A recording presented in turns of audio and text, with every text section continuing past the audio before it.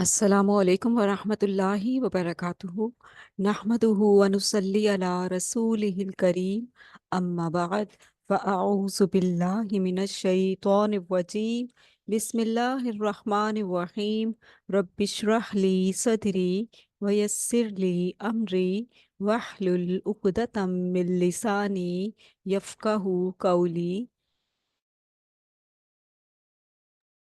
रब्बना ज़िदना इल्मा अल्लाहुम्मा फ़क्किहना फ़िद्दीन अल्लाहुम्मा इन्ना नस्अलुका इल्मन नाफ़िआ व रिज़्क़न तय्यिबा व अमलन मुतक़ब्बला अल्लाहुम्मा अन्फ़अना बिमा अल्लमतना व अल्लिमना मा यनफ़अुना व ज़िदना इल्मा अल्लाहुम्मा इन्ना नऊज़ु बिका मिन इल्मिन ला यनफ़अ व मिन क़ल्बिन ला यख़शअ व मिन नफ़्सिन ला तशबअ व मिन दअवतिन ला युस्तजाबु लहा। ये हसूल इल्म की दुआएं हैं और जो लास्ट में मैंने पढ़ी है ये बहुत खूबसूरत दुआ है। इस दुआ का एहतमाम किया करें, ये इंसान को मुस्तजाब दुआ बनाती है। ये दुआ अल्लाहुम्मा इन्नी अऊज़ु बिका मिन इल्मिन ला यनफ़अ व मिन क़ल्बिन ला यख़शअ व मिन नफ़्सिन ला तशबअ व मिन दअवतिन ला युस्तजाबु लहा। अल्लाहुम्मा अरिनल हक्का हक्कन वर्ज़ुक़ना इत्तिबाअह व अरिनल बातिला बातिलन वर्ज़ुक़ना इज्तिनाबह। ए अल्लाह हमें हक को हक दिखा और हमें उसकी पैरवी करने की तौफीक अता फरमा, और हमें बातिल को बातिल दिखा और हमें उससे बचने की तौफीक अता फरमा। अल्हम्दुलिल्लाहिल्लज़ी हदाना लिहाज़ा वमा कुन्ना लिनहतदिया लौला अन हदानल्लाह। तमाम शुक्र अल्लाह ही के लिए है कि जिसने हमें ये रास्ता दिखाया। अगर वो हमारी रहनुमाई ना फरमाता तो हम सीधी राह नहीं पा सकते थे। ये अल्लाह ताला का बहुत बड़ा फैज़ान है हम पर। अल्हम्दुलिल्लाहिल्लज़ी बिइज़्ज़तिही व जलालिही ततीमुस्सॉलिहात। तमाम शुक्र तमाम तारीफ़ अल्लाह सुब्हानहू व तआला के लिए है कि जिसके इनाम के बाइस तमाम नेक काम मुकम्मिल होते हैं।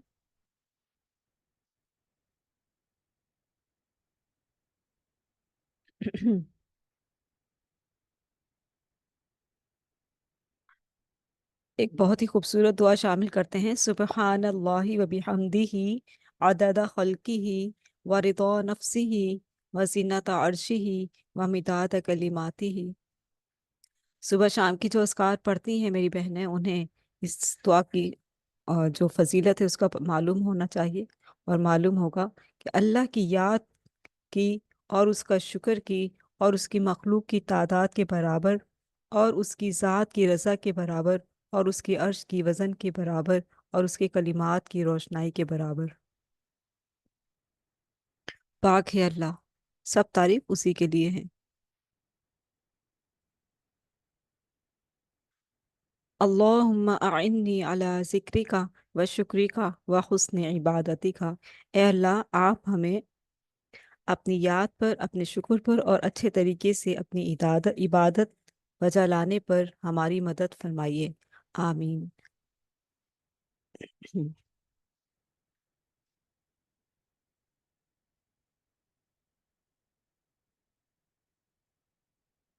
8वां पारा हम पढ़ने जा रहे हैं, और ये जो मनाजिल हैं इतनी तेज़ी से तय होती चली जाती हैं। कल 7वां पारा था, आज 8वां पारा है।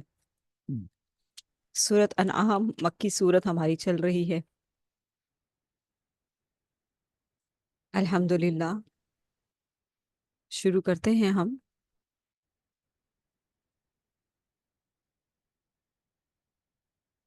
8वें पारे की जो आयत है उसको देखते हुए चलते हैं। जी, आउज़ुबिल्लाहि मिनश शैतानिर रजीम। अच्छा, पहले हम देखते हैं कि हम 8वें पारे में क्या पढ़ने जा रहे हैं। कुरान हकीम के 8वें पारे में सूरह अनआम के आखिरी 7 रुकू हम पढ़ेंगे और सूरह आराफ के इब्तिदाई 10 रुकू हम पढ़ेंगे। ठीक है। جیسے کہ کل ہم نے سورہ انعام شروع کی تھی، یہ مکی صورت ہے، اور کمپلیٹ کریں گے اس کو ہم اس کے بقیہ 7 رکوع کے ساتھ۔ فرمایا وَلَوْ أَنَّنَا نَزَّلْنَا إِلَيْهِمُ الْمَلَائِكَةَ وَكَلَّمَهُمُ الْمَوْتَى وَحَشَرْنَا عَلَيْهِمْ كُلَّ شَيْءٍ قُبُلًا مَا كَانُوا لِيُؤْمِنُوا إِلَّا أَن يَشَاءَ اللَّهُ وَلَكِنَّ أَكْثَرَهُمْ يَجْهَلُونَ۔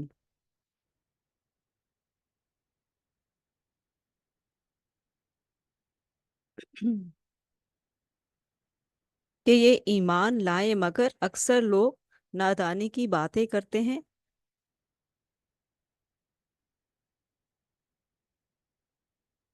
اور ہم نے تو اسی طرح ہمیشہ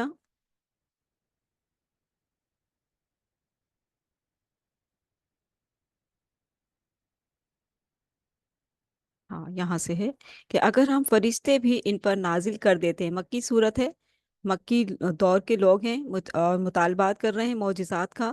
اللہ سبحانہ تعالیٰ فرما رہے ہیں کہ اگر ہم فرشتے بھی ان پر نازل کر دیتے تو، اور مردے ان سے باتیں کرتے اور دنیا بھر کی چیزوں کو ہم ان کی آنکھوں کے سامنے جمع کر دیتے، تب بھی یہ ایمان لانے والے نہ تھے۔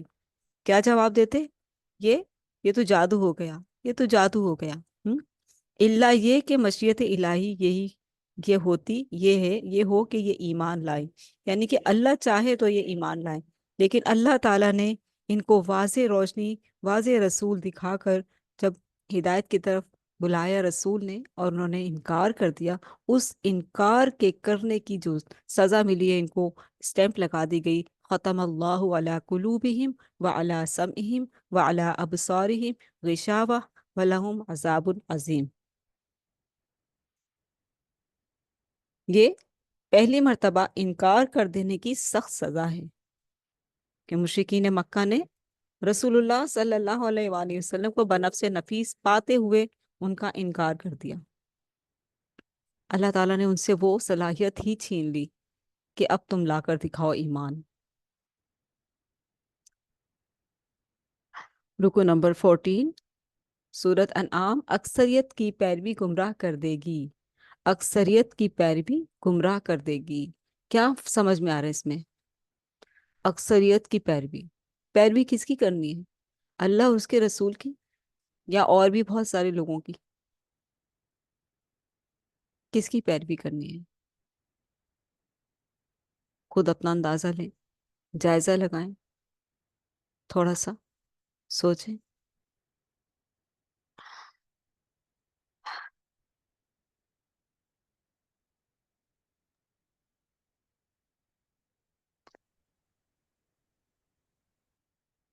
عنوان ہے اکثریت کی پیروی گمراہ کر دے گی۔ چوتھے رکوع میں فرمایا کہ اگر مشرکین مکہ پر فرشتوں کو نزول ہو، مردے زندہ ہو کر ان سے کلام کریں، یا کوئی بھی معجزہ انہیں دکھا دیا جائے، وہ ایمان نہیں لائیں گے،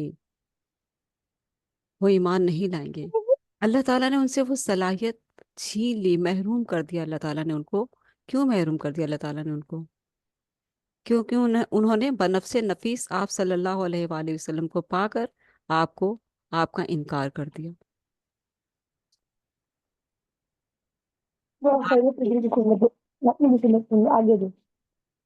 آپ کا انکار کر دیا۔ مائکس جو ہیں آپ کی آف رکھ دیجیے۔ اچھا جی، اصل میں یہ شیاطین ہیں۔ شیاطین نے ہر دور میں اپنی یہ چال بازی چلی ہے، اور وہ ہر دور میں انسانوں کو مشرک بنانے میں کامیاب رہا ہے، اور اس نے جو ہے انسانوں کو کوئی کمی نہیں چھوڑی گمراہ کرنے کی، اور وہ ہر دور میں ہی انسانوں کو شرک میں مبتلا کرنے میں کافی حد تک کامیاب رہا۔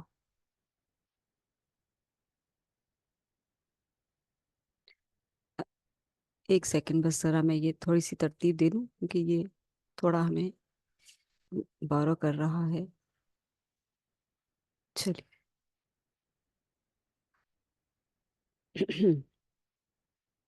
शयातीन है, असल में ये शयातीन है जो उन्हें मलमा की हुई बातें धोखा देने के लिए सुझाते हैं। शैतान इंसान के नफ्स पर बैठा है और बड़ी ताक में बैठा है कि कहीं ये कि इसको तो मैंने बड़ी मेहनत से बहकाया हुआ है, गुमराह हुआ है, मुसलसल शिक में मुब्तला हुआ है, और ये अब मुझे इससे कोई खतरा नहीं है कि ये सीधे रास्ते पर आ जाएगा। ठीक है ना। लेकिन जब रसूलुल्लाह सल्लल्लाहु अलैहि वसल्लम जैसी हस्ती आई और जो है फिर वो बहुत ज़्यादा कॉन्शियस हो गया कि अरे मैंने तो इनको जो है बहुत ज़्यादा गुमराह दूर की गुमराही में मुब्तला कर दिया है, अब ये सुधरने वाले तो नहीं है, लेकिन फिर भी वो अलर्ट हो जाता है। ठीक है। अब वो देखता है कि क्योंकि ये एक ये जो दुनिया है ना ये कारखाना है। ये इंसान अल्लाह अल्लाह ने इंसान को पैदा करके ऐसे ही नहीं छोड़ दिया, लेकिन शैतान दुश्मन भी साथ साथ है। लेकिन शैतान से मुकाबला करने के लिए अल्लाह ताला ने एक हथियार दे दिया है। वो क्या है? इस्तगफार। और मोमिन का हथियार जो क्या है अपनी बात मनवाने का, वो है दुआ। ठीक है। अद्दुआ मुखल इबादा, दुआ इबादत का मगज है और दुआ मोमिन का हथियार है। वो उस दुआ के जरिए से अल्लाह ताला से बातें मनवा लेता है, अल्लाह ताला को मना लेता है, क्योंकि अल्लाह ताला को दुआ बहुत पसंद है। और असल में इबादत ही दुआ है। अद्दुआ मुखल इबादा, अद्दुआ हुवल इबादा, दुआ ही इबादत है। तो इंसानों के पास वो जो हथियार अल्लाह ताला ने दिए हैं, वो अगर उनका सही इस्तेमाल करता रहता है तो फिर वो इस बड़े दुश्मन से महफूज रहता है। महफूज रहता है, लेकिन फिर भी ये ताक में रहता है, छोड़ता नहीं है। ठीक है। तो इसने क्या किया? मलमा मलमा की हुई बातें धोखा देने के लिए सुझाते हैं ये शैतान। इन खुशनुमा बातों से वही मुतासिर होते हैं जो आखिरत की जवाबदेही पर यकीन नहीं रखते। अल्लाह ने नबी अलैहिस्सलातु वस्सलाम पर एक आदिलाना शरीयत नाजिल की है। दुरुस्त रविश ये है कि शरीयत की पैरवी की जाए और अक्सरियत की बात ना मानी जाए। अक्सरियत कौन है? अक्सरियत उलमा हैं, मशाइख हैं, शख्सियत परस्ती है, पीर हैं, और अपने अपने उन्होंने लड़ियां रस्सियां बनाई हुई हैं अल्लाह की रस्सी को छोड़कर कि यही सही है, यही हमें सीधे रास्ते पर ले जाएंगे। तो ऐसा नहीं है। ठीक है। कोई लड़ी कोई रस्सी काम नहीं आएगी, अल्लाह की रस्सी ही काम आने वाली है, जो इसको मजबूती से थाम ले, जो इस बात को समझ ले। तो अल्लाह ने नबी अलैहिस्सलातु वस्सलाम पर एक आदिलाना शरीयत नाजिल की है। दुरुस्त रविश ये है कि शरीयत की पैरवी की जाए और अक्सरियत की बात ना मानी जाए, क्योंकि अक्सरियत तो ख्वाहिशात की पैरवी करती है। बुराई और बेहयाई के की हर सूरत को छोड़ दिया जाए और अल्लाह के अहकामात पर अमल को जिंदगी में लाजिम कर लिया जाए, तो जिंदगी आसान है, सब कुछ अच्छा है। फिर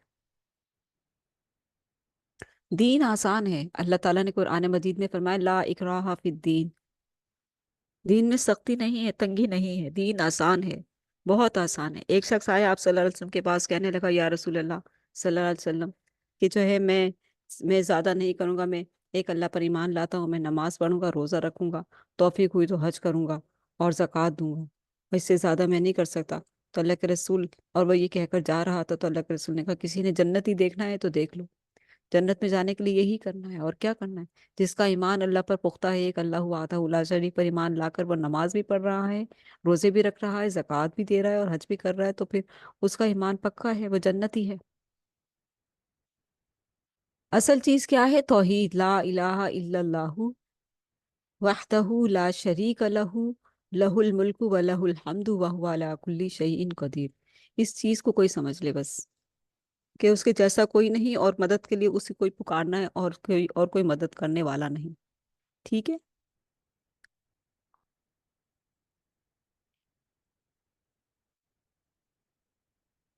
हम्म।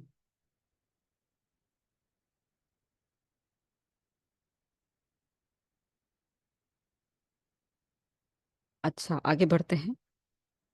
खुशकिस्मत इंसान, रुको नंबर 15, खुशकिस्मत इंसान कौन है, क्या खूबियां हैं उसकी, और अल्लाह ताला ने किसको खुशकिस्मत इंसान कहा है, हम देखते हैं।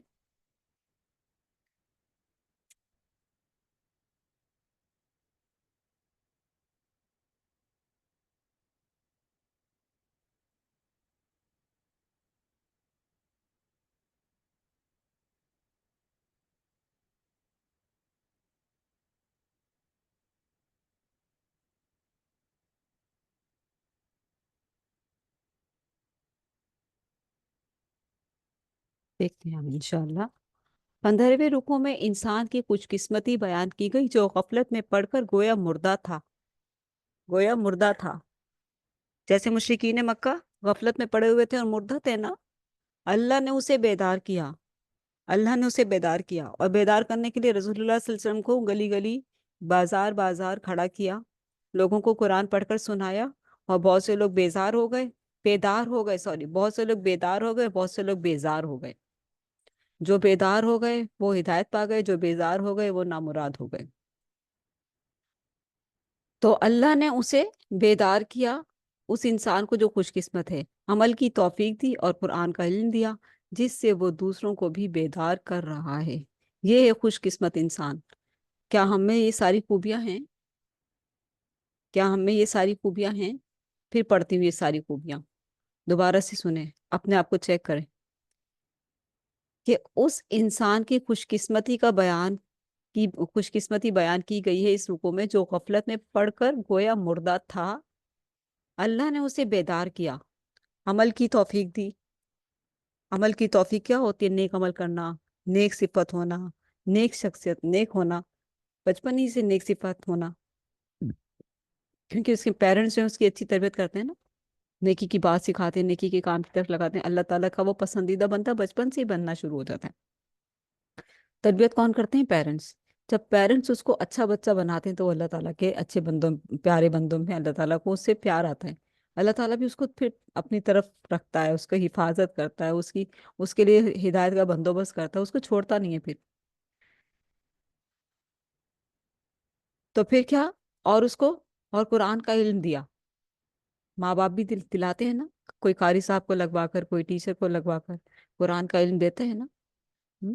پھر جس سے وہ دوسروں کو بھی بیدار کر رہا ہے۔ قرآن کی جو تعلیم ہمارے یہاں دی جاتی ہے وہ صرف تلاوت سکھائی جاتی ہے، تجوید پڑھا دی جاتی ہے نا۔ اگر وہ اس کا ترجمہ بھی سکھا دیا جائے، جیسے بچہ اسکول میں پویم یاد کرتا ہے نا، چھوٹا سا بچہ اسکول میں جانے لگ جاتا ہے، پویم یاد کرتا ہے، اسے ایک دو صورتیں بھی رٹوائی جاتی ہیں، اسے وہ جو روزانہ اسکول میں ایک دعا کروائی جاتی ہے اس میں اسمبلی میں، وہ بھی یاد ہو جاتی ہے، جو روز سنتا چلا جاتا ہے وہ یاد ہوتا چلا جاتا ہے، اس کی زبان چلتی چلی جاتی ہے۔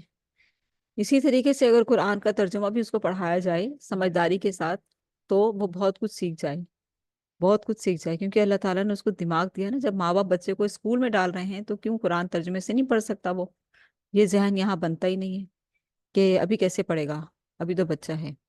پڑھنے کا تو وہی وقت ہے، پڑھانے کا تو وہی وقت ہے، جب آپ نے اس کو نرسری میں ڈالا ہے کہ بنیاد بنے گی تو قرآن کی بنیاد بنانے کا بھی وہی وقت ہے، تو اگر کوئی پیرنٹس سمجھ لیں تو۔ اور قرآن کا علم دیا جس سے وہ دوسروں کو بھی بیدار کر رہا ہے۔ اللہ ہمیں بھی ایسی سعادت عطا فرمائے، جن جن کو قرآن کا علم ملا ہے اور وہ دوسروں کو بھی اس سے بیدار کر رہے ہیں، وہ خوش نصیب ترین لوگ ہیں۔ آمین۔ اللہ تعالی ہم سب کو ایسی سعادت عطا فرمائے، آمین۔ آگاہ کیا گیا کہ ہر بستی میں حق کے اولین مخالفین بستی کے سردار ہوتے ہیں، اولین مخالفین، ٹھیک ہے؟ جیسے کوئی ہر بستی میں کوئی بڑے ہوتے ہیں نا، بدماش ٹائپ کے بھی ہوتے ہیں ہر گلی میں اور ہر علاقے میں، اور جو ہے نا وہ دیکھتے ہیں کہ کوئی ہم سے بڑھ تو نہیں رہا، کوئی ہمارے ہمارے مقابلے میں تو نہیں آ رہا، کسی کی واہ واہ تو نہیں ہو رہی، وہ اپنی تو واہ واہ کرواتے ہیں بدماشی کے زور پر، کسی کی محبت کے کسی کی محبت میں واہ واہ تو نہیں ہو رہی، یعنی کہ اللہ کی محبت میں، قرآن کی محبت میں، ٹیچر ہے، استاد ہے، اس کے پیچھے جو ہے 10-20 اسٹوڈنٹ جا رہے ہیں، تو وہ اس جو علاقے کا یا گلی کا بڑا بنتا ہے وہ ذرا گھبرا جائے گا، وہ پھر جو ہے رکاوٹیں ڈالے گا، کیا کر رہے ہو، کس کی اجازت سے کر رہے ہو، کس نے کہا ہے یہ، ٹھیک ہے؟ تو کیا ہے، آگاہ کیا گیا کہ ہر بستی میں حق کے اولین مخالفین بستی کے سردار ہوتے ہیں، تکبر کی وجہ سے ان کا سر حق کے سامنے نہیں جھکتا، نہ وہ مانتے ہیں نہ وہ جھکتے ہیں کہ کہیں ہمارے بھرم، ہمارا بڑاپن، ہمارا بھرم، ہماری بدماشی کہیں ختم نہ ہو جائے۔ تو اس لیے ایسے لوگ جو ہیں کچھ اچھے بھی ہوتے ہیں جو ان لوگوں کا ساتھ دیتے ہیں، لیکن اکثریت ان کی متکبر ہوتی ہے۔ لیکن اللہ جسے ہدایت دیتا ہے اس کا سینہ حق کی قبولیت کے لیے کھول دیتا ہے۔ جیسے آپ دیکھیں کہ مشرکین مکہ میں آپ صلی اللہ علیہ وسلم نے 3 سال خفیہ طور پر دعوت کا کام کیا، ایک دم سے سامنے نہیں آئے کیونکہ بدماش تھے نا وہاں پر، بڑے بڑے سردار جو تھے، ابو جہل، ابو لہب، اور بڑے بڑے نام تھے، جب عمر فاروق بھی ابھی ایمان نہیں لائے تھے، تو جو ہے آپ صلی اللہ علیہ وسلم نے صفا کے مقام پر، صفا یا مروہ کے پیچھے، پہاڑ کے پیچھے ایک چھوٹا سا گھر بنایا، گھر، ایک جگہ تھی، وہاں پر جو ہے آتے تھے آپ، وہاں پر جو صحابہ کرام خفیہ طور پہ ایمان لا رہے تھے وہاں پر بیٹھتے تھے اور وہی سنتے تھے چھپ چھپ کر. لیکن جب اللہ اعلان حکم ہوا تو پھر آپ صلی اللہ علیہ وسلم گلیوں میں نکلے، بازاروں میں نکلے، سب کو دعوت دینا شروع کی. اچھا، تو یہاں اللہ کہہ رہے کہ جسے اللہ ہدایت دیتا ہے اس کا سینہ حق کی قبولیت کے لیے کھول دیتا ہے، اس کا سینہ حق کی قبولیت کے لیے کھول دیتا ہے. ومن، اب یہاں پر دیکھتے ہیں، آیت بڑی پیاری ہے، آیت پڑھتے ہیں ہم یہاں پر.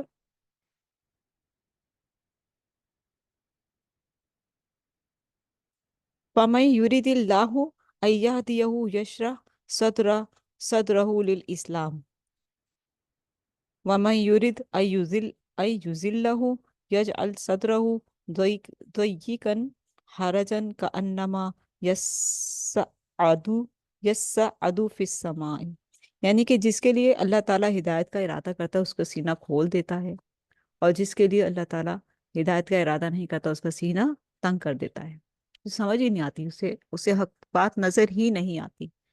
اللہ اسے اللہ کا ہر حکم ایک خیر محسوس ہوتا ہے، جس کے لیے اللہ تعالیٰ سینہ کھول دیتے ہیں. اس کے برعکس جو شخص ہدایت کی نعمت سے محروم ہوتا ہے وہ اللہ کے ہر حکم کو ایک بوجھ سمجھتا ہے. سمجھ نہیں آ رہی ہمیں آپ کیسی باتیں کر رہے ہیں، سمجھ نہیں آ رہی، ہم نے تو یہ کبھی نہیں سنا تھا، ہم نے تو ایسی باتیں کبھی نہیں سنی جیسی آپ سنا رہے ہیں. ہم ارے بھائی، ہم قرآن سنا رہے ہیں، آپ قرآن کھول کر پڑھیں، قرآن تو کھول کر پڑھیں. نہیں نہیں نہیں، ہمارے مشائخ، ہمارے علماء نے منع کیا ہے قرآن خود مت پڑھنا، بہک جاؤ گے. کیسے فتنہ انگیز لوگ ہیں جنہوں نے لوگوں کو قرآن سے دور کر دیا. ایسے لوگوں کا کیا حال ہوگا. یہاں تک کہ ہم کسی ہندو، کسی عیسائی، کسی غیر مذہب کو بھی قرآن دینے سے، قرآن پڑھنے سے منع نہیں کر سکتے. یہ لوگ اپنے مسلمانوں کو منع کرتے ہیں. ایسے ظالم عالم ہیں، ایسے ظالم ہیں. رکن نمبر 16، مذہبی پیشواؤں کے من چاہے فیصلے. یہ دیکھیں، من چاہے فیصلے آ رہے ہیں نا، اپنی مرضی سے کہتے ہیں پڑھو نہیں پڑھو. 16ویں رکو میں بیان کیا گیا کہ روز قیامت اللہ جنات اور انسانوں سے پوچھے گا کہ کیا تمہارے پاس رسول نہیں آئے تھے جو تمہیں میرے احکامات سکھاتے تھے اور آخرت کی جواب دہی کے حوالے سے خبردار کرتے تھے. وہ اعتراف کریں گے کہ ایسا ہوا تھا، لیکن ہمیں دنیا کی زندگی نے دھوکے میں ڈال دیا تھا. دنیا کی زندگی سر چڑھ کر ہمارے اوپر پڑی ہوئی تھی کہ یہ کر لو، وہ کر لو، یہ کریں گے، ابھی تو یہ انجوائمنٹ کے دن ہے، ابھی تو یہ گھومنے پھرنے کے دن ہے، ابھی تو یہ کھانے پینے کے دن ہے، ابھی تو یہ شادی بچے پیدا کرنے کے دن ہیں، اب بچوں کی شادیوں کے دن ہیں. اب ساری ذمہ داری سے نبھا ہو جائیں تو پھر ہم حج کر آئیں گے بوڑھے ہو کر، جب پاؤں میں دم نہیں ہے چلنے کا. حج عبادت ایسی کہ وہاں اتنا چلنا پڑتا ہے کہ جب کوئی حج کر کے آتا ہے تو پھر اس سے پوچھیں کہ کتنا چلنا پڑا، تو پھر وہ بتاتے ہیں کہ کتنا چلنا پڑا. کبھی زندگی میں اتنا نہیں چلے ہوں گے جتنا وہاں جا کے چلنا پڑ جاتا ہے. اتنی بڑی بڑی جگہوں پر اتنے بڑے بڑی سڑکیں، اتنی لمبی لمبی سڑکیں، میلوں میل چلنا پڑتا ہے وہاں پر. اب کچھ کر دی گئی ہیں سہولیات بسوں کی اور ٹرینز کی، لیکن حج عبادت اتنی آسان نہیں ہے، اسی لیے جوانی میں کر لینی چاہیے. تو دنیا کی مصیبتیں ان کے سروں پر پڑی ہوئی ہیں. یہ کیا ہیں ساری خواہشات؟ یہ ساری خواہشات نہیں، کہ یہ مصیبتیں ہیں جنہوں نے اللہ اور اس کے رسول سے دور کر رکھا ہے. تو کہتے ہیں کہ اللہ تعالیٰ تو ان سے پوچھیں گے کہ کیا تمہارے پاس رسول نہیں آیا جو میرے کام سکھاتے تھے؟ تو آخر وہ جواب دیں گے آئے تھے. وہ اعتراف کریں گے کہ ایسا ہوا تھا، لیکن ہمیں دنیا کی زندگی نے دھوکے میں ڈال دیا تھا. اس رکوع میں مزید فرمایا کہ مشرکین کے پنڈت کھیتیوں اور جانوروں میں سے کچھ اللہ کے نام کرتے ہیں اور کچھ بتوں کے نام. آپ دیکھیں کہ یہاں پر مشرکین کے پنڈت جو ہیں، کھیتیوں کا جو پھل ہے، کھیتیوں کا جو اناج ہے، اور جانوروں میں سے ہیں. جیسے زکوٰۃ کے لیے اللہ تعالیٰ نے کہا نا کہ زکوٰۃ نکالو، مال خرچ کرو، اور میرے لیے مال نکالو اور اچھا اچھا نکالو، ایسا نہ ہو کہ خراب خراب مال تم اللہ کی راہ میں دو اور برا برا مال. تو مشرکین کیا کرتے ہیں؟ اللہ کے لیے بھی نکال رہے ہیں اور اپنے بزرگوں کے لیے بھی نکال رہے ہیں کہ ان کو بھی خوش کرنا ہے، وہ ناراض نہ ہو جائیں، کہیں پھر ایسا نہ ہو کہ وہ ناراض ہو گئے تو ہم پہ بلائیں اتریں گی، مصیبتیں اتریں گی۔ اس ڈر سے، اس خوف سے، یہ ڈر کس نے ڈالا ہوا تھا ان کے دلوں میں؟ اس بڑے دھوکے باز نے۔ کون ہے وہ بڑا دھوکے باز؟ شیطان نے ڈراوا ڈالا ہوا ہے کہ ان کے نام پر ضرور نکلنا، ان کو ضرور خوش کرنا ہے، ورنہ پھر تم پہ بلائیں اتریں گی۔ ہم؟ یہ ڈر ان پر شیطان نے گوند دیا، ان کے دلوں میں، ان کے دلوں میں گوند دیا، ان کے دل دماغ میں گوند دیا، رچ بسا دیا، نکلتا ہی نہیں ہے خوف، ڈرتے ہیں، خوف کھاتے ہیں، کہیں پر بھی بت دیکھ لیتے ہیں ہاتھ جوڑتے ہوئے، نظر نیچے جھکاتے ہوئے گزر جاتے ہیں، یہ بھی کوئی بزرگ ہی ہوگا۔ اور کہیں سے مزار آتا ہے تو ہمارے مسلمانوں کو دیکھ لیں، بس گزر ہی مزار آیا، سب یوں جھک گئے ہیں اور یوں کر رہے ہیں، کیا کیا ہو رہا ہوتا ہے نا۔ حالانکہ مزاروں کا تو ہمارے دین میں کانسیپٹ ہی نہیں کہ مزار بناؤ، گلی گلی نکر نکر مزار کھڑے کیے ہوئے ہیں۔ اچھا، اب یہاں سے غور کریں کہ کیا کہا جا رہا ہے، کہ فرمائے کہ مشرکین کے پنڈت کھیتیوں اور جانوروں میں سے کچھ اللہ کے نام کرتے ہیں اور کچھ بتوں کے نام کرتے ہیں۔ جیسے یہاں پر جب کسی چیز کا ختم درود دلوایا جاتا ہے تو اللہ کے نام کا بھی ہوتا ہے اور اس میں بزرگوں کے نام کا بھی ہوتا ہے۔ کبھی آپ نے ان کی محفلوں میں شرکت کی ہے تو پتہ چل جائے گا کہ پیر عبد القادر جیلانی کا نام بھی آ رہا ہوتا ہے، اور دستگیر، اور دستگیر نمبر 1، نمبر 2، نمبر 3، اور پتہ نہیں کتنے پیر بڑے بیٹھے ہیں ان کے۔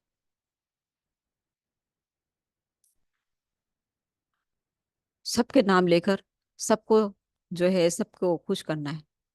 ٹھیک ہے، تو یہ تو چلتا چلا آ رہا ہے 1400 سال پہلے سے بھی، سے بھی پہلے، سے بھی، سے بھی پہلے، ہزاروں سال پہلے کی پرانی ریت ہے، کیونکہ شیطان سب سے پرانا ہے نا۔ شیطان نے یہ دین ایجاد کیا ہوا ہے تاکہ کوئی جنت میں نہ جائے۔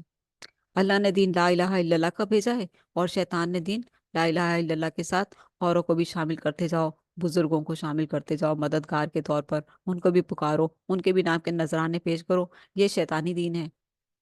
جنگ چل رہی ہے نا، آپ دیکھیں جنگ چل رہی ہے، ایک مار کا آرا ہی چل رہی ہے۔ ابھی ہم سورہ آراف پڑھیں گے، ابلیسیت اور آدمیت اور ابلیسیت پڑھیں گے، ابھی ہم آ رہا ہے کیسے جنگی انسان جنگ کی کیفیت میں ہے، نفس سے جنگ کی کیفیت میں ہے، اور نفس پر وہ بڑا دھوکے باز شیطان بیٹھا ہوا ہے۔ بس اس کا کیا ہے، اس کا ایک پوائنٹ ہے، وہ شرک میں مبتلا کر دے گا تو وہ کامیاب، وہ بری ذمہ ہو جائے گا اس شخص سے۔ اسی چیز کی جنگ انسان لڑ رہا ہے کہ کہیں اللہ ناراض نہ ہو جائے، کوئی ایسی غلطی نہ کر بیٹھوں جس سے میں نامراد ہو جاؤں۔ جہنم اور جنت اور جہنم میں دیوار کیا ہے؟ ایک جہنم میں جانے کے لیے کون سی چیز ہے؟ شرک۔ اور جنت میں لے جانے کے لیے کیا چیز ہے؟ توحید۔ یہ جنگ لڑ رہا ہے انسان، اور شیطان جو ہے وہ اپنی تبلیغ کر رہا ہے شرک کی طرف لانے کے لیے، اور اللہ تعالیٰ اپنی تبلیغ کروا رہا ہے رسول اور قرآن مجید اور آسمانی کتابوں کے ذریعے، کہ کہیں یہ شیطان کی باتوں میں چنگل میں نہ پھنس جائیں میرے بندے۔ اس جنگ کو سمجھیں، انسان مسلسل جنگ کی کیفیت میں ہے۔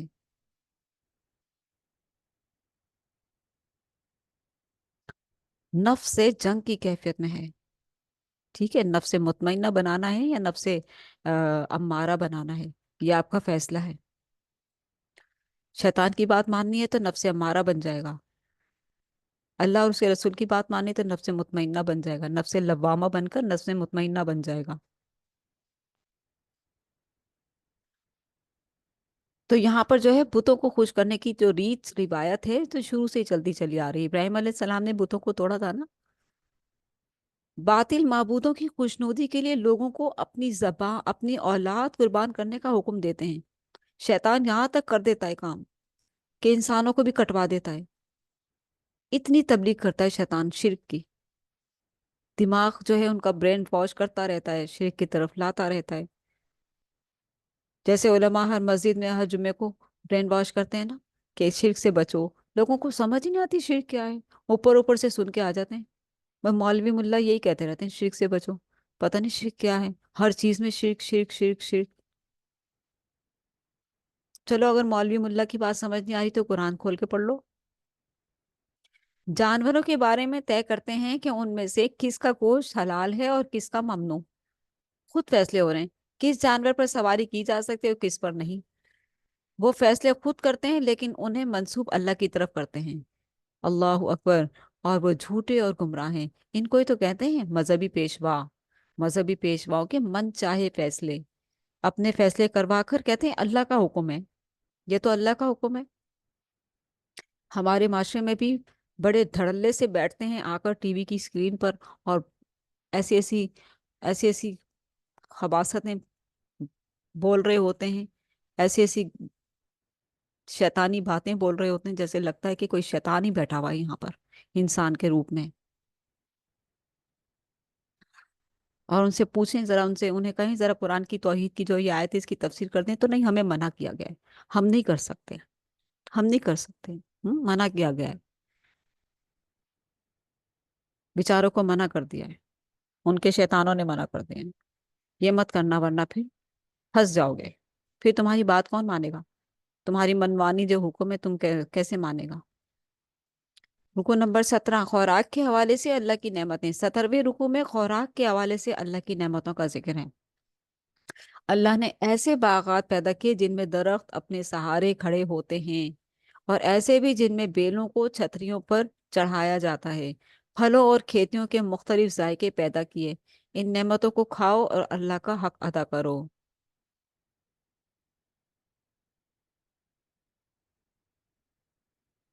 بڑی ہی پیاری آیت ہے اس معاملے میں، وَإِن تَعُدُّوا نِعْمَتَ اللَّهِ وَلَا تُحْصُوهَا، یہ آئے گی سورۃ النحل میں آئے گی آیت، بڑی پیاری آیت ہے یہ۔ اور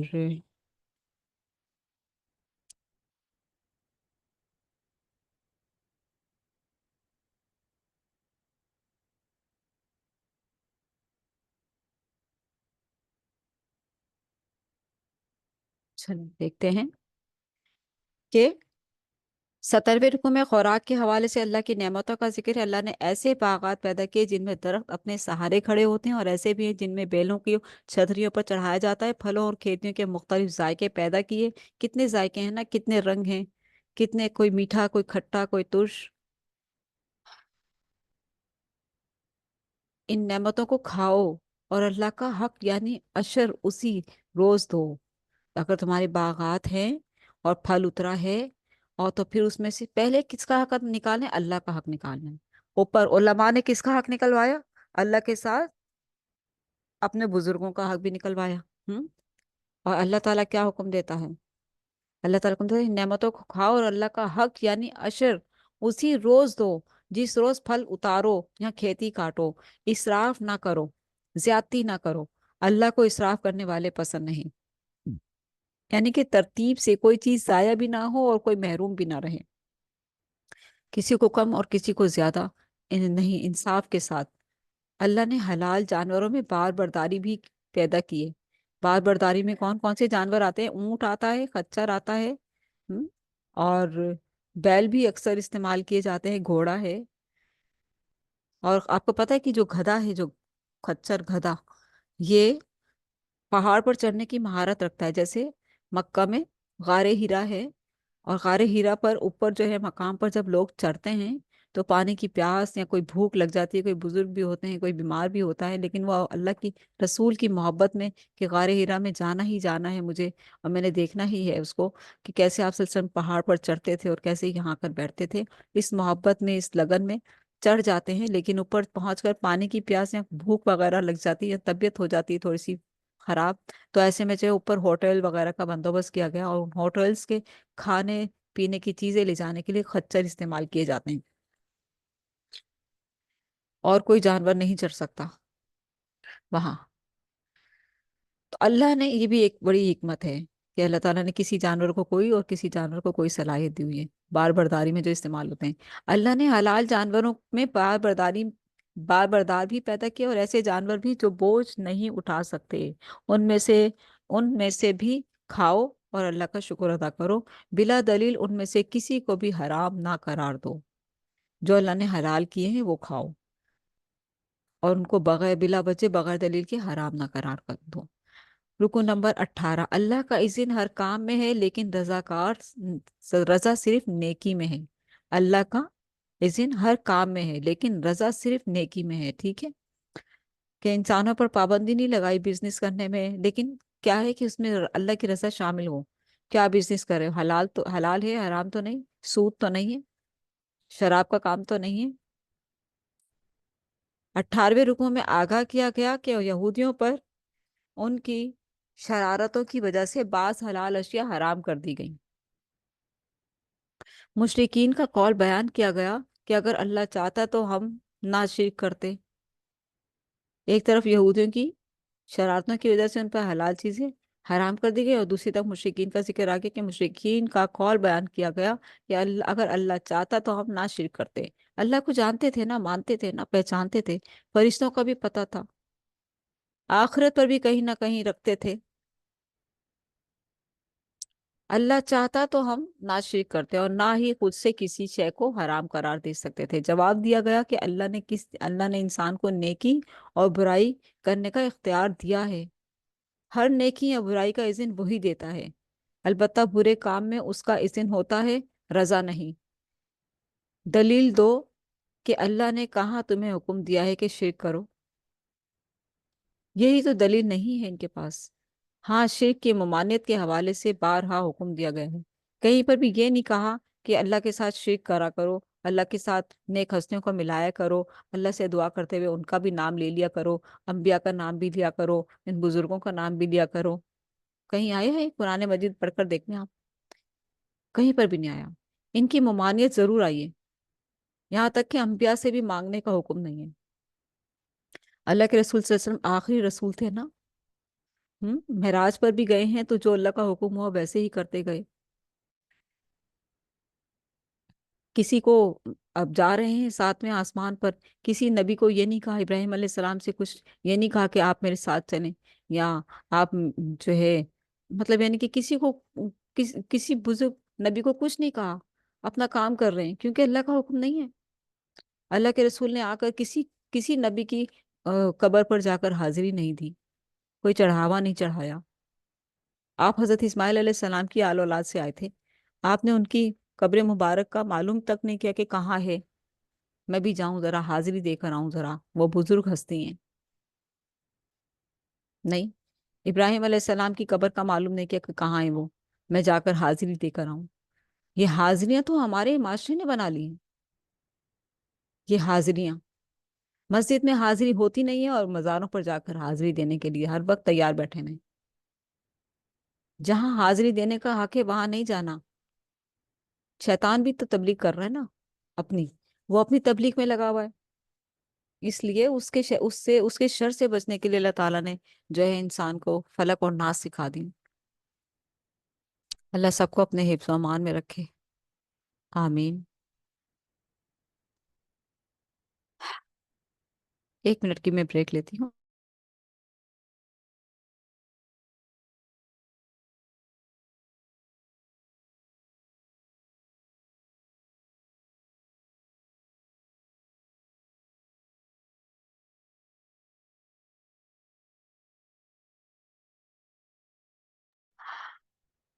جی، تو اللہ نے انسان کو نیکی اور برائی کرنے کا اختیار دیا ہے، ہر نیکی یا برائی کا اذن وہی دیتا ہے، اور ہدایت نامہ جو پیش کیا ہے اللہ تعالیٰ نے آسمان سے، پوچھے گا نا اللہ تعالیٰ، ہے تمہیں اختیار تھا، تم نے کرائٹیریا تم نے کھول کر دیکھا تھا، اختیار کس طرح کا دیا تھا اور کس طرح کی چیزوں سے روکا تھا؟ اگر تم اس کو دیکھ لیتے، اس ہدایت نامے کو دیکھ لیتے، تو تمہیں جو آزادی دی تھی وہ تمہیں آزادی کے ساتھ تمہیں صحیح سیدھے راستے پر لگا دیتی کتاب۔ آزادی یہ ہے نا کہ ہم سو رہے ہیں، نماز کا ٹائم ہے، پڑھ رہے ہیں نہیں پڑھ رہے، سوئے ہوئے ہیں سو رہے ہیں، مرضی کر لی ہم نے اپنی، اٹھ کر پڑھ لی تو ہو گیا تھا فرض، نہیں پڑھی تو سو رہے ہیں، مرضی کر لی اپنی۔ اسی وقت اللہ کا ڈنڈا نہیں چلتا کہ اٹھ چل نماز پڑھ، پٹائی لگے گی تیری نہیں تو، نہیں، یہ اماں ابا کا کام ہے اور وہ کرتے نہیں ہیں۔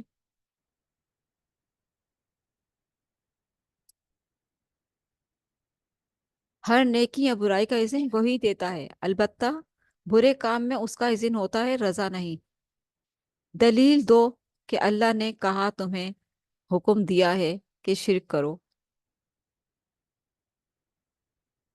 ہاں، شرک کی ممانعت کے حوالے سے بارہا حکم دیا گیا ہے۔ اللہ تعالیٰ قرآن مجید میں شکوہ کرتے ہیں، انہوں نے میرے علاوہ بنا لیے، انہوں نے میرے علاوہ بنا لیے، من دون اللہ، من دون اللہ، اتنے سارے بنا لیے انہوں نے۔ رکن نمبر 19، اسلام کی معاشرتی تعلیمات۔ 19 رکو میں اسلام کی معاشرتی تعلیمات کا بیان ہے، غور سے سنیں۔ ہدایات دی گئی کہ اللہ کے ساتھ کسی کو شریک نہ کرو۔ سب سے پہلے شریک نہ، اور وہ انسان جس جنگ میں مبتلا ہے شیطان کے ساتھ، کیونکہ شیطان، انسان اور ہدایت، ایک طرف ہدایت ہے، ایک طرف شیطان ہے، اور ایک طرف انسان ہے۔ انسان جنگ کی ہے کیفیت میں ہے، جنگ کی کیفیت میں ہے، اس کے ساتھ نفس لگا ہوا ہے، اور نفس پر شیطان قبضہ کر کے بیٹھا ہوا ہے، ٹھیک ہے؟ تو وہ جو ہے بڑا اچھا بن کر اس کو شیطانیت کی طرف، شرک کی طرف گھسیٹ رہا ہے، اور ہدایت نامہ کھولنے کی توفیق نہیں ہے۔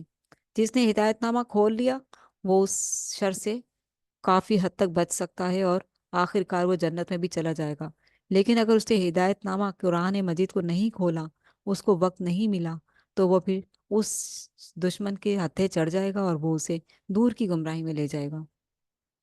اس لیے یہ شارٹ ورڈز میں اس بات کو بڑی اہمیت کے ساتھ سمجھ لیں کہ ہم جنگی کیفیت میں ہیں، دشمن ہر وقت ہمیں تباہ کرنے کے لیے تیار بیٹھا ہے، ہم ہر وقت جنگ کی کیفیت میں ہیں، نفس سے جنگ کی کیفیت میں۔ نفس پہ کون بیٹھا ہوا ہے؟ وہ بڑا دھوکے باز شیطان، جو ہمیں جہنم میں لے جانا چاہتا ہے، اور ہم اسی نفس کو اچھا کر کے، لوامہ کر کے اور مطمئنہ کر کے جنت میں جا سکتے ہیں۔ 19 رکو میں اسلام کی معاشرتی تعلیمات کا بیان ہے۔ ہدایت دی گئی کہ اللہ کے ساتھ کسی کو شریک نہ کرو، سب سے پہلا حکم۔ دوسرا، والدین کے ساتھ حسن سلوک کرو۔ تیسرا، مفلسی کے ڈر سے اولاد کو قتل نہ کرو۔ چوتھا، ظاہری اور پوشیدہ ہر بے حیائی سے بچو۔ ظاہری اور پوشیدہ ہر بے حیائی سے بچو۔ اور یہ گناہ آج کل بہت اہم، بہت عام ہو گیا، ہر کسی کے ہاتھ میں ہے نا۔ کیا چیز ہے ہر کسی کے ہاتھ میں؟ سب جانتے ہیں نا۔ اچھا، اور کسی انسان کو ناحق قتل نہ کرو۔ یہاں چور ڈاکو دندناتے پھرتے ہیں، ہر روز کسی کی جان چلی جاتی ہے، کسی کی نہیں، کئیوں کی جان جا رہی ہے۔ یتیم کے مال کی حفاظت کرو، ناپ تول میں کمی نہ کرو۔ ناپ تول کا نام کیوں آیا ہے؟ اور سورہ سپارہ 30ویں پارے میں آگے، اول مطففیل للمطففین، ہلاکت ہے ناپ تول میں کمی کرنے والوں کے لیے، ہلاکت ہے۔ ناپ تول میں کمی کرنا کوئی معمولی بات نہیں ہے، کتنا کما لے گا، کتنا بچا لے گا؟ کسائی بھی 4 بوٹی رکھ کے کیا کر لے گا؟ ناپ تول میں کمی نہ کرو، ہمیشہ عدل کی بات کرو، وعدے پورے کرو، اور قرآن حکیم کو پیروی کی نیت سے سمجھ کر پڑھو۔ اصل چیز یہی ہے، قرآن پڑھو، ساری چیزیں سیٹ ہو جائیں گی، ہر چیز درست ہو جائے گی۔ جیسے ہم ایک گھر لیتے ہیں نا، ایک ہم گھر لیتے ہیں نا، یہ دل کی مثال دے رہی ہوں میں آپ کو۔ دل، انسان کے اندر جو دل ہے وہ کیسے درست ہوگا؟ مثال ایسے ہے کہ جیسے ہم نے گھر لیا بڑا پیارا، اور ہم فرنیچر کے ٹرکس وغیرہ باہر کھڑے ہیں، اور ہم فرنیچر لا رہے ہیں، اور رکھنے کے لیے، اٹھانے کے لیے ہم نے ورکرس رکھ لیے ہیں، اور وہ اٹھا اٹھا کر لا رہے ہیں، اور انہوں نے ڈرائنگ روم سیٹ کر دیا، بیڈ روم سیٹ کر دیے، لاؤنج سیٹ کر دیا، کچن سیٹ کر دیا، اور جو ہے ہر چیز سیٹ ہو گئی ہے، ڈائننگ روم، ڈرائنگ روم، سب چیزیں سیٹ ہو گئی۔ اب ہم اندر گھر میں آئے ہیں، ہر چیز ہمیں مینٹین مل رہی ہے، اور ہم خوشی کا اظہار کر رہے ہیں، خوش ہو رہے ہیں۔ اسی طرح دل کی خوشی کیا ہے؟ ہدایت، قرآن سے پڑھ کر سیکھیں کہ قرآن میں کیا کیا چیزیں سکھائی گئی ہیں، دل کے سارے خانے پور کریں روحانی کیفیت سے، اپنی روح کو، اپنے دل کو منور کریں، اس کو مینٹین کریں کہ کس طرح سے اس کو چلانا ہے، اور ہم نے کس طرف اس کا رخ موڑا ہوا ہے، جس کی وجہ سے وہ بیزار ہے، ہم انزائٹی میں مبتلا ہو جاتے ہیں، ہم ڈپریشن میں مبتلا ہو جاتے ہیں، ہم ایک دم سے بیٹھے بیٹھے اداس ہو جاتے ہیں۔ آخر کیا وجہ ہوتی ہے؟ کیونکہ ہم روح کو اس کی پراپر غذا نہیں دے رہے ہوتے نا، اس وجہ سے روحانی غذا ہم نے چھوڑی ہوئی ہے۔ اور روحانی غذا کیسے؟ جیسے قرآن پڑھ کر ہی تو ہماری روح، ہمارا دل، ہمارا چین سیٹ ہو جائے گا۔ جیسے گھر کو مینٹین کیا ہے، ویسے ہی قرآن پڑھ کر ایک ایک چیز سیٹ ہوتی چلی جائے گی۔ آپ کے تمام آرگن، سب سے اہم آرگن تو آپ کا دماغ، روح اور دل ہے.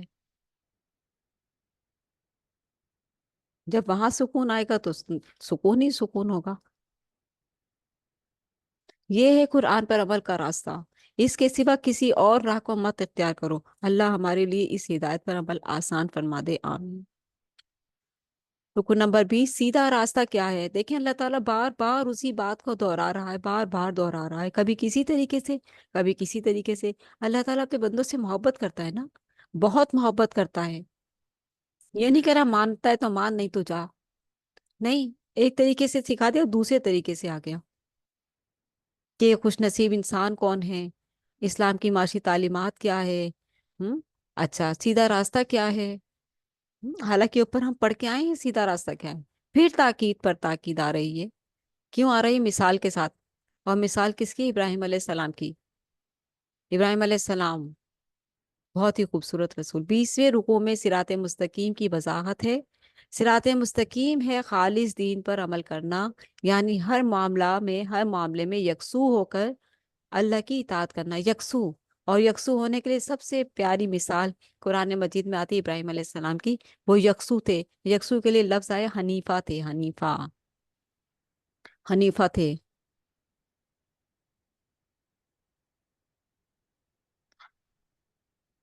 اب دیکھیں آپ، یکسو ہو کر اللہ کی اطاعت کرنا، اس کی مثال ہے حضرت ابراہیم علیہ السلام کی حیات مبارکہ، جنہوں نے ہر محبت کو اللہ کی محبت کے سامنے قربان کر دیا. گویا سیدھے راستے کا تقاضا یہ ہے کہ ہم اس بات کا ثبوت پیش کریں کہ انا صلاتی و نسکی و محیایا و مماتی للہ رب العالمین.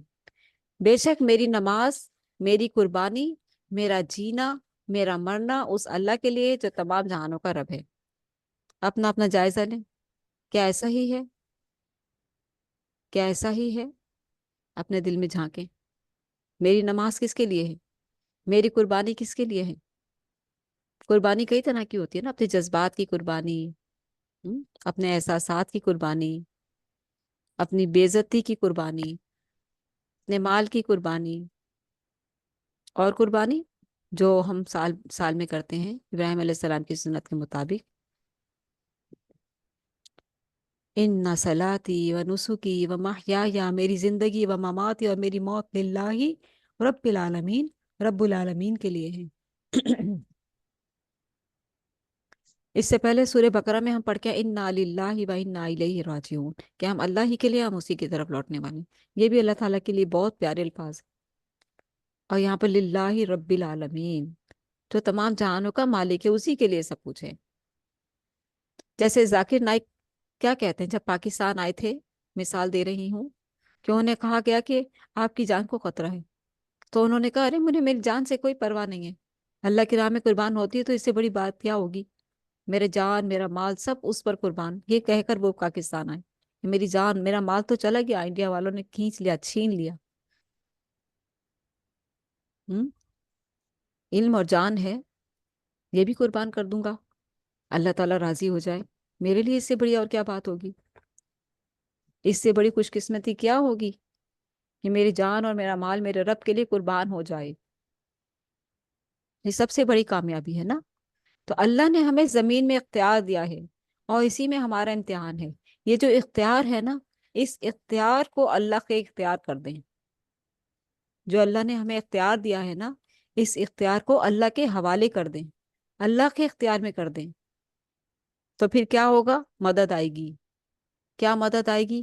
اللہ تعالیٰ کیا کرے گا؟ ربی، بندے کو اللہ نے دعا سکھائی، ربی ادخلنی مدخل صدقیوں واخرجنی مخرج صدقیوں واجعل لی من لدنک سلطانا نصیرا. ہر معاملے میں اے اللہ مجھے داخل کر، سچائی کے ساتھ داخل کرنا، اور ہر مشکل سے مجھے نکال سچائی کے ساتھ، جیسے سچائی کے ساتھ نکالنا، اور میرے لیے ایک اپنی طرف سے اقتدار مقرر کر دے، میرا حامی و ناصر، میرا مددگار. بنی اسرائیل میں آئے گی یہ دعا، 15ویں پارے میں ہم پڑھیں گے. کچھ دعائیں آئیں گی، وہ آپ لوگ نوٹ کرتے جائے گا. چھوڑنے والی نہیں ہے، زندگی بھر کا اساس ہے وہ. پوری قرآن ہی اساس ہے، لیکن ہم پڑھتے کم ہیں نا. اللہ تعالیٰ ہم سب کو توفیق دے. اللہ نے ہمیں زمین میں اختیار دیا ہے. اور اسی میں ہمارا امتحان ہے. اللہ کی بندگی کریں گے تو اس کی شان رحیمی غفاری کے مستحق ٹھہریں گے. اگر اللہ کی نافرمانی کریں گے تو اس کے شدید عذاب سے دوچار ہوں گے. دو ہی چیزیں ہیں، تیسرا کوئی چیز نہیں ہے. یا اللہ کی رضا اچھا انجام، یا اللہ کی ناراضگی برا انجام. اپنے لیے اچھے یا برے انجام کی راہ اختیار کرنا ہمارے اختیار میں. یہ ہے اختیار، اس کو اختیار کہا گیا ہے. اب آپ ایک سڑک پر چڑھ رہے ہیں، چل رہے ہیں صحیح ہے، اچھے سے خوبصورت سے ڈریس، خوبصورت سے شوز پہنے ہوئے ہیں.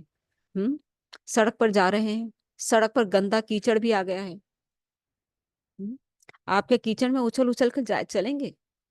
بتائیں، آپ نے اچھا خوبصورت صاف ستھرا ڈریس پہنا ہوا ہے، کیچڑ میں کون پاؤں رکھے گا؟ کوئی رکھنا چاہے گا؟ صاف سڑک آپ کے لیے اچھی ہے نا، کہ میں بچ بچ کے چلوں. یہی سیدھے راستے کی مثال ہے، اور شیطان سے بچنے کی مثال ہے، برائیوں سے بچنے کی مثال ہے. کہ آپ کیسے کیچڑ سے بچتے ہیں؟ کہیں آپ کے کپڑوں پر چھینٹ نہ آ جائے، اور چاروں طرف دیکھتے رہتے کوئی گاڑی تو نہیں آ رہی، کوئی گاڑی تو نہیں آ رہی، میں پہلے گزر جاؤں، جلدی گزر جاؤں.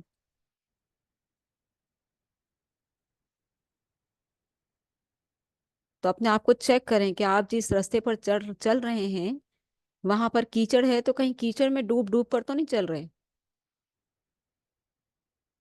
صاف ستھرے راستے پر چل رہے ہیں. کیچڑ کی مثال کیا ہے؟ گندگی سب سے پہلے تو شرک ہے، اور گناہوں کی ریل پھیل، نفسانی خواہشات، من مانی زندگی. تو چیک کر لیں اپنے آپ کو. اپنے لیے اچھے یا برے انجام کی راہ اختیار کرنا ہمارے اختیار میں ہے. اللہ ہمیں صراط مستقیم اختیار کرنے کی توفیق عطا فرمائے، آمین. کیچڑ کی مثال اس لیے دی کیونکہ شیطان ساتھ ساتھ ہے نا کھینچنے کے لیے. وہ ٹانگ کھینچ رہا ہے، پاؤں کھینچ رہا ہے گرانے کے لیے کیچڑ میں، اور اس کو اچھا خوبصورت کر کے دکھاتا ہے کیچڑ کو. سورہ انعام ہماری کمپلیٹ ہوئی.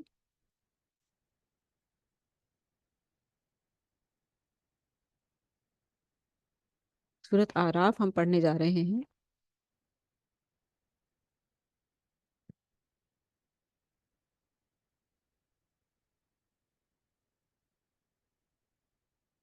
سورۃ اعراف مکی سورت ہے، مکی دور سے ہم گزریں گے.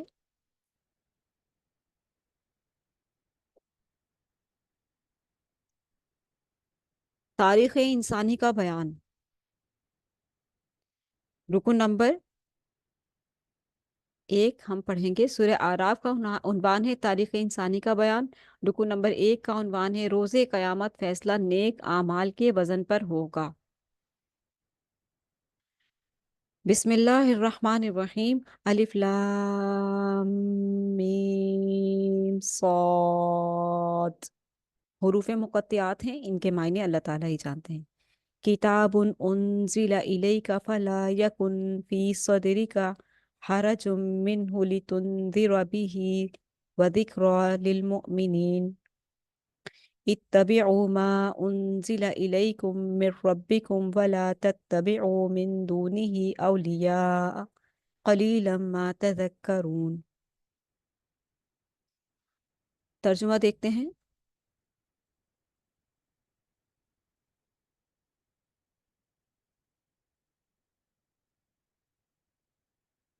یہ ایک کتاب ہے جو تمہاری طرف یعنی اے نبی صلی اللہ علیہ وآلہ وسلم آپ کی طرف نازل کی گئی ہے. بس اے نبی صلی اللہ علیہ وسلم آپ کے دل میں اس سے کوئی جھجک نہ ہو. اس کے اتارنے کی غرض یہ ہے کہ آپ اس کے ذریعے سے منکرین کو ڈرائیے اور ایمان لانے والوں کو لوگوں کو نصیحت کیجیے. لوگوں، جو کچھ تمہارے رب کی طرف سے تم پر نازل کیا گیا ہے اس کی پیروی کرو، اور اپنے رب کو چھوڑ کر دوسرے سرپرستوں کی پیروی نہ کرو مگر تم نصیحت کم ہی مانتے ہو. ٹھیک ہے، دوسرے سرپرستوں کی تو مصیبت آئی ہوئی ہے، کیونکہ شیطان لگا رہا ہے نا کیچڑ کی طرف، لے جا رہا ہے نا اللہ کو چھوڑ کر دوسرے سرپرستوں کی طرف. کون لے کر جاتا ہے؟ شیطان اپنی تبلیغ کرنے میں لگا ہوا ہے، شیطان اپنی کوششوں میں لگا ہوا ہے. اور اللہ تعالیٰ نے اپنی ہدایت آسمان سے بھیج دیا، وہ پکڑ پکڑ کر نہیں لائے گا. اس نے بتا دیا تمہارا رسول کون ہے، تمہاری کتاب کیا ہے، اور تمہارا دشمن کون ہے. ٹھیک ہے. انسان بہک کیوں جاتا ہے؟ کیونکہ انسان قرآن سے دور ہے، قرآن روز نہیں پڑھتا، لیکن شیطان روز اس کے نفس پہ بیٹھا ہوا ہے. شیطان ہر روز اس کو پکڑ پکڑ کر برائی کی طرف کھینچ رہا ہے، اور قرآن کی طرف وہ کم ہی جاتا ہے. انسان نفسانی خواہشات کی طرف دوڑ دوڑ کر جا رہا ہے، اور قرآن کی طرف کم آتا ہے، اسی لیے تو وہ برائیوں میں مبتلا ہو جاتا ہے. ٹھیک ہے. وہ اس دشمن کو سمجھ ہی نہیں پاتا، اس جنگ کی کیفیت کو سمجھ ہی نہیں پاتا. وہ بڑے پیار سے لے کر جاتا ہے گمراہی کی طرف. ایک ہوتے نا بادشاہ کے کارندے کوڑے مار مار کر لے جا رہے ہوتے، نہیں، وہ بڑے پیار پیار سے، وہ پیاری زبان پیار پیار سے لے کے جاتا ہے. کچھ نہیں ہوتا، کچھ نہیں ہوتا، آؤ آؤ آؤ آؤ آؤ، کچھ نہیں ہوتا، آؤ. سورہ اعراف. تاریخ انسانی کا بیان. روز قیامت فیصلہ نیک اعمال کے وزن پر ہوگا. پہلے رکوع میں آگاہ کیا گیا کہ اللہ نے کئی قوموں کو ان کے گناہوں کی پاداش میں ہلاک کیا. مکی صورت ہے نا. سمجھ جاؤ مشرکین مکہ، سمجھ جاؤ تم میں بھی رسول آ گیا ہے، اور تمہیں اللہ کی طرف بلا رہا ہے. کیا تمہیں یہ بات سمجھ نہیں آتی؟ کیا تم گزرے نہیں ہو ان آبادیوں سے، ان بستیوں سے جو ہلاک کر دی گئیں، اور تمہارے لیے وہ عبرت ہیں، اور تم گزرتے ہو ان بستیوں کے اوپر سے، آتے جاتے دیکھتے ہو کہ یہ عذاب میں مبتلا ہوئی تھی. کیا تمہیں ڈر نہیں لگتا؟ آگاہ کیا گیا کہ اللہ نے کئی قوموں کو ان کے گناہوں کی پاداش میں ہلاک کیا. جب تباہی آئی تو وہ اعتراف کرنے لگے کہ ہم ہی ظالم تھے، ہم ہی ظالم تھے. کیونکہ اللہ تعالیٰ نے کبھی بھی کوئی بستی ایسے ہی برباد نہیں کی جب تک کہ وہاں پر کوئی اللہ کی دعوت دینے والا آیا نہ ہو. ایسے ہی نہیں اللہ تعالیٰ پکڑ کے پٹک کے ختم کر دیتا کسی بھی بستی کو. وہاں اللہ سے ڈرانے والا موجود ہو کر چلا جاتا ہے، مایوس ہو کر پھر عذاب آتا ہے. یہ تو دنیاوی بربادی تھی، اصل عذاب تو روز قیامت ملے گا. اب دیکھیں نا، دیواروں کے نیچے مسل کر پیس کر مر رہے ہیں، تڑپ تڑپ کر مر رہے ہیں. یہ کوئی کم چھوٹی سزا ہے؟ آپ امیجن تو کریں. زلزلے جیسی آفت کو امیجن کریں ذرا. نعوذ باللہ، اللہ محفوظ رکھے. تو یہ سزا، اور پھر اس کے بعد دوسری سزا تو تیار ہے ابھی. تو اس روز فیصلہ کن شے نیک اعمال کا وزن ہوگا. نیک اعمال ہوں گے تو پھر ہی کوئی کام بنے گا نا. نیک اعمال کر کے بھی ہم ضائع کرتے رہتے ہیں، ہماری نیکیاں ضائع ہو جاتی ہیں. جن کی نیکیاں زیادہ ہوں گی وہ کامیاب ہوں گے، جن کے نیک اعمال کم ہوں گے وہ دردناک عذاب سے دوچار ہوں گے.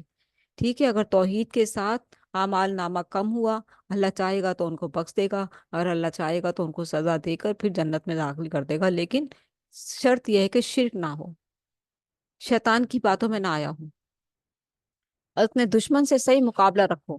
دنیا میں اپنے دشمن کو پہچان لو، اور اس سے مقابلہ صحیح رکھو، اس سے ڈٹ کر مقابلہ رکھو. اللہم انی اعوذ بک من ان اشرکا. اے اللہ، ہم تیری پناہ میں آتے ہیں کہ ہم تیرے ساتھ شرک کریں. اور دن میں اعوذ باللہ من الشیطان الرجیم بھی پڑھتے رہا کریں. اور دعا ہے اعوذ بکلمات اللہ التامات من غضبہ وعقابہ وشر عبادہ ومن ہمزات الشیاطین وان یحضرون. شیاطین کے شر سے پناہ مانگنے کی دعا ہے. ایک شیطانی، شیاطین کے شر سے. کہ جہاں ہم رہتے ہیں ہماری فیملی ہے، ہر فیملی کے ساتھ ایک شیطان لگا ہوا ہے، اور اتنے سارے شیطان جمع ہو جاتے ہیں نا. پھر ظاہر ہے انسان 10 لوگوں کی فیملی ہے تو 10 شیطان بھی موجود ہیں وہاں. تو 10 شیطان مل کر اس فیملی کا کیا حشر کر دیں گے. آپ دیکھیں نا. اور ایک بندہ بولتا ہے کہ نہیں ایسے نہیں کرو، اس پر شیطان حاوی ہوا ہوا ہے، اس نے اٹھا کر پٹک کر کوئی چیز مار دی. کیا ہوتا نہیں ہے؟ یہ ہوتے ہیں نا یہ کام سارے. اب ہم پڑھنے جا رہے ہیں ابلیسیت اور آدمیت. رکو نمبر 2، ابلیسیت اور آدمیت میں فرق. دوسرے رکو میں قصہ آدم و ابلیس بیان ہوا. واضح کیا گیا کہ ابلیسیت اور آدمیت میں کیا فرق ہے. ابلیس کون ہے؟ شیطان. ٹھیک ہے. ابلیس نے تکبر کیا اور سجدہ کرنے سے انکار کر دیا، اور حضرت آدم علیہ السلام کو سجدہ کرنے کا حکم الہی توڑ دیا. اب دیکھیں کہ اللہ کا عرش کا مقام ہے، اللہ موجود ہے، فرشتے موجود ہیں. حضرت آدم علیہ السلام کی تخلیق بغیر باپ اور بغیر ماں کے اللہ تعالیٰ نے اپنی قدرت سے کی. ہم؟ اور جو ہے پھر اس کے بعد اللہ تعالیٰ نے ان کو علم دیا. وہ جو علم سکھایا تھا اس علم کی بنیاد پر اللہ تعالیٰ نے حضرت آدم علیہ السلام کو ایک فوقیت دی اور اہمیت دی، اور سب کو کہا کہ سجدہ کرو۔ فرشتے تو اللہ کے حکم کے تابع دار ہوتے ہیں، سمے نہ واتانا فوراً جھک گئے کہ اللہ تعالیٰ نے ہمیں حکم دیا، کیونکہ ہمیں وہ علم نہیں ہے جو اس کو سکھایا ہے۔ پوچھا نا فرشتوں سے، بتاؤ بتاؤ ذرا آدم، ان سے پوچھو ذرا۔ تو انہوں نے کہا ہمیں تو نہیں معلوم، جتنا آپ نے سیکھا ہے ہمیں وہی معلوم ہے۔ تو پھر آدم علیہ السلام نے بتایا، تو پھر سارے فرشتے سجدے میں چلے گئے۔ ابلیس بھی اس وقت فرشتوں میں شمار کیا جاتا تھا، نیک تھا، نیک جن تھا، لیکن وہ تکبر میں کھڑا رہا اور اللہ سے جھگڑا کرنے لگا۔ ایسے میں اللہ تعالیٰ نے اس پر کیا کی؟ لعنت کی، تو ملعون ہے۔ تجھے مقام کا نہیں معلوم یہ کون سا مقام ہے؟ کس مقام پر تو کھڑا ہے؟ کس کے سامنے تو کھڑا ہے؟ اچھا، پھر کیا ہوا کہ ابلیس نے تکبر کیا اور آدم علیہ السلام کو سجدہ کرنے کا انکار، حکم الہی توڑ دیا، اپنے جرم پر کسی ندامت کا اظہار نہ کیا۔ کوئی ندامت نہیں ہے، جیسے وہ مشرکی، جیسے وہ ہے نا یہود، موسیٰ علیہ السلام کی قوم، ہم تو اللہ کے پیارے ہیں، ہم تو اللہ کے بیٹے ہیں، ہم تو چنیدہ لوگ ہیں، ہمیں اللہ کچھ نہیں کہے گا۔ اسی طرح اس کو بھی یہی ہوگا شاید کہ میں تو بہت نیک ہوں۔ اچھا، پھر اپنے جرم پر کسی ندامت کا اظہار نہ کیا، بلکہ جرم کے حوالے سے اللہ کو مورد الزام ٹھہرایا، اللہ سے لڑ پڑا۔ اس کے برعکس حضرت آدم علیہ السلام کو اللہ نے بڑائی عطا کی، ایک تو سجدہ کروایا، دوسرا انہوں نے خود سے نہیں بلکہ ابلیس کے بہکاوے میں آ کر خطا کی، جنت میں ڈال دیا گیا حضرت آدم علیہ السلام کو، ان کے ساتھ ان کی بیوی اما ہوا، دونوں رہو کھاؤ پیو جیسے مرضی، جہاں مرضی کھاؤ پیو گھومو پھرو، لیکن فلاں فلاں جگہ مت جانا۔ شیطان نے کہا کہ اگر تم فلاں جگہ چلے جاؤ گے تو تم ہمیشہ ہمیشہ اسی جنت میں رہو گے۔ تو اتنی پیاری جگہ تھی تو وہاں تو رہنا کہ دل تو چاہتا تھا، انسان کمزور ہے، نسیان سے بھول گیا کہ اللہ نے کیا کہا تھا۔ پہنچ گئے وہاں، پہنچ گئے تو غلطی ہو گئی، غلطی ہو گئی تو ندامت بھی ہوئی، ندامت ہوئی تو معافی مانگی، معافی مانگی تو معافی کے لیے اللہ تعالیٰ نے الفاظ سکھا دیے، ربنا ظلمنا انفسنا وَإِن لَّمْ تَغْفِرْ لَنَا وَتَرْحَمْنَا لَنَكُونَنَّ مِنَ الْخَاسِرِينَ۔ کہ اے ہمارے رب، ہم نے اپنی جانوں پر ظلم کیا ہے۔ اور الفاظ دیکھیں، یہ الفاظ بہت بڑے قیمتی ہیں، یہ آدم کی دعا ہے۔ اور اسی میں حدیث آتی کہ کل بنی آدم خطا، ہر بنی آدم خطا کار، خطا کار ہے، اس سے ہر بنی آدم سے غلطی ہوتی ہے۔ اور پھر ہتھیار کیا ہے اس غلطی سے بچنے کا؟ کیونکہ شیطان کرواتے ہے غلطی، اور ہتھیار کیا ہے؟ استغفار۔ استغفار کا ہتھیار دکھا دو شیطان کو۔ کتنی بار ڈیری اٹھائی آپ نے شیطان کے سامنے استغفار کی؟ گنے زندگی میں کتنی بار اٹھائی؟ ربنا ظلمنا انفسنا وان لم تغفر لنا وترحمنا لنكونن من الخاسرین۔ یہ ہے سب سے بڑی بندوق جو بعد میں پڑی تھی، ٹھیک ہے؟ اللہ تعالیٰ نے ان کی دعا قبول کی، نے بخش دیا۔ اور یہ دعا کی قبولیت کے لیے بھی پڑھی جا سکتی ہے۔ کوئی دعا آپ نے اللہ تعالیٰ سے منوانی تو آپ یہ پڑھیں، اللہ تعالیٰ آپ کی دعا قبول فرمائے گا، کیونکہ ہمارے والد کی دعا قبول ہوئی تھی۔ فرمایا اے ہمارے رب، ہم نے اپنی جانب پر ظلم کیا، اور اگر تو نے ہمیں نہ بخش نہ دیا، اگر تو نے ہمیں نہ بخشا اور ہم پر رحم نہ کیا، تو ہم تو نقصان اٹھانے والوں ہو جائیں گے۔ ہم تو تیری رحمت کی امیدوار ہیں۔ اللہ ہمیں آدمیت کی راہ پر چلنے کی توفیق عطا فرمائے۔ آدمیت کیا تھی کہ اس نے توبہ کر لی، اللہ نے معاف کر دیا، اور ابلیسیت کیا تھی کہ اس نے تکبر کیا، اور آج تک تو متکبر گھمنڈ میں بیٹھا ہوا۔ رکن نمبر 3، لباس میں تقویٰ کا اہتمام کرو۔ دین سکھا رہا ہے نا اللہ تعالیٰ، کس کس طریقے سے دین سیکھتے چلے آ رہے ہیں ہم۔ سورہ بقرہ میں کچھ سیکھا ہم نے، سورہ آل عمران میں کیا سیکھا؟ صبر و استقامت سیکھی، سورہ نساء میں ہم نے سارے معاشرے کے مردوں عورتوں بچوں کے یتیموں کے حقوق سیکھے، پھر سورہ مائدہ میں ہم نے ان کو جو ہے نافذ کرنے کا حکم سیکھا۔ جب سیکھائے ہو نا پیچھے سے سورہ بقرہ، آل عمران، سورہ نساء، کتنی ساری تعلیمات سیکھا ہے، اب اس کو نافذ کرو، عمل بھی کرو، نافذ بھی کرو۔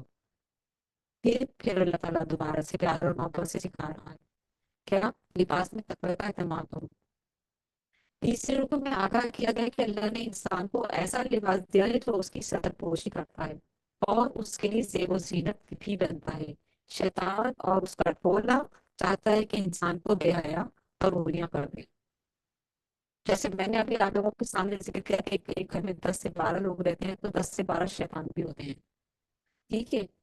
اور جو ہے پھر وہ ایک نے بال اچھے سے بنائے کھلے چھوڑے، اور جو ایک نے ٹائٹ لباس پہنا، اور جو ہے جو تعریف کرنے کے لیے پل باندھے جا رہے ہیں کہ ہاں بہت اچھا لگ رہا ہے، ایسے ہی چلے جاؤ، ایسے اچھے لگ رہے ہیں، تو شیطان ساتھ دے رہے ہیں، اور ایک اٹھا کہہ رہا ہے نہیں، غلط کر رہے ہو، بھائی اٹھا غیرت مند، کہنے لگا کہ اگر ایسے جانے تو میں نہیں جانے دوں گا، بھائی کتنا بھائی کتنا برا ہے، بھائی کتنا ظالم ہے، ہمیں جانے نہیں دے رہا، ہماری خوشیوں کا دشمن۔ اس وقت تو یہی الفاظ آتے ہیں نا، حالانکہ پیچھے شیطان مذاق اڑا رہا ہوتا ہے، اچھل اچھل کر ناچ رہا ہوتا ہے، دیکھو لڑائی کروا دی۔ تو اس لیے اس شیطان کو پہچانیے۔ شیطان اور اس کا ٹولہ چاہتا ہے کہ انسان کو بے حیا اور عریاں کر دے، اللہ چاہتا ہے کہ انسان لباس میں تقوی کا اہتمام کرے، یعنی مکمل مکمل ساتر لباس پہنے، جس میں اسراف یا اظہار تکبر نہ ہو۔ یہ دیکھیں، ایک تو لباس صحیح جسم پر ہو، جسم کا کوئی اعضا دکھائی نہ دے رہا ہو۔ اسراف، اسراف کیا ہے کہ بہت زیادہ قیمتی اور لٹکا ہوا اور زمین پر زمین پر پھیلتا ہوا آ رہا ہے، دوپٹے بڑی شال اوڑی ہوئی اور زمین پر آ آ رہی ہے، گھستی ہوئی آ رہی ہے، ایسے نہ ہو، یا اظہار تکبر نہ ہو۔ یہ ساری چیزیں لباس میں آ جاتی ہیں، ٹھیک ہے؟ اللہ ہر طرح کی بے حیائی سے حفاظت فرمائے ہماری، آمین۔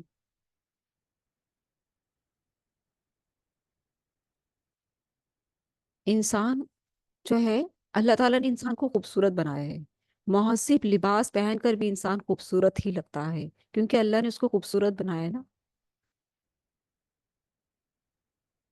غیر تربیت یافتہ اولاد کی ماں باپ کے خلاف بد دعا۔ ماں باپ بچے پیدا کرتے ہیں، اسکولوں یونیورسٹی میں ڈال دیتے ہیں، اور شادیاں کر دیتے ہیں، اور پیسہ کھلا دیا ہوا ہے، اور جو ہے جو مرضی کرتے پھرو، جو مرضی کرو، مرضی ہے تمہاری، تمہاری زندگی ہے، جیسے مرضی چاہو جیو۔ نہ نماز سکھائی، نہ قرآن سکھایا، نہ دین سکھایا، نہ اللہ کا ڈر سکھایا۔ ہم؟ تو ایسے لوگوں کی جو بددعا، ایسے لوگوں کی اولاد کی بددعا، اولاد بددعا دے گی۔ چوتھے رکوع میں بیان کیا گیا کہ اللہ نے جو بھی پاکیزہ رزق اور زیب و زینت کی اشیاء بنائی ہیں وہ ہرگز حرام نہیں، یہ حکم یہ ہے کہ انہیں حلال طریقے سے حاصل کیا جائے، حلال طریقے سے حاصل کیا جائے، اور ان سے شریعت کے مطابق استفادہ کیا جائے۔ اس رکن میں خبردار کیا گیا کہ اگر اولاد کی صحیح دینی تربیت نہ کی تو وہ اولاد جہنم میں جانے کے بعد اللہ سے بد دعا کرے گی کہ ہمارے ماں باپ کو دگنا عذاب دیا جائے، ان کی وجہ سے ہمیں یہ بربادی دیکھنی پڑی۔